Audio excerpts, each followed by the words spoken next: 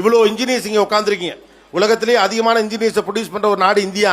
ஆனால் இங்கிருந்து இன்னமும் அந்தந்த ஆட்டிடியூட்லாம் வராமல் போகிறதுக்கான காரணம் டெக்னாலஜிக்கல் நம்ம ஸ்ட்ராங்கு. ஆனால் நம்ம சில இடத்துல செட்டில் ஆயிடும், இது போதும் இதுவே அதிகம் அப்படின்னு.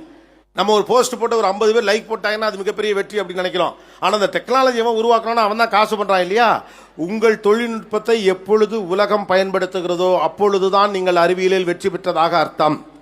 உலகத்துடைய டெக்னாலஜி நீங்கள் பயன்படுத்துவதால் அறிவியல் ரீதியாக நீங்கள் வளர்ந்திருப்பதாக முந்தைய தலைமுறை ஏமாற்றப்பட்டு இருக்கிறது. அதில் நீங்கள் முடங்கி போகாதீர்கள். இரண்டாவது, உலகத்திலிருந்து கொடுக்கப்படக்கூடிய எல்லா பொருட்களையும் வாங்குவதற்கான பொருளாதார சக்தி எனக்கு இருப்பதால் நான் பணக்காரன் ஆகிவிட்டேன் என்று சம்பவிக்கப்படுவது ஏமாற்று வேலை.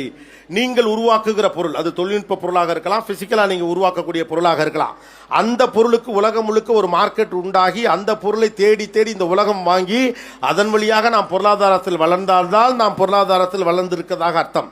வாங்கும் கெப்பாசிட்டி, பர்ச்சேஸ் கெப்பாசிட்டி நம்முடைய பணக்காரத்தனத்தை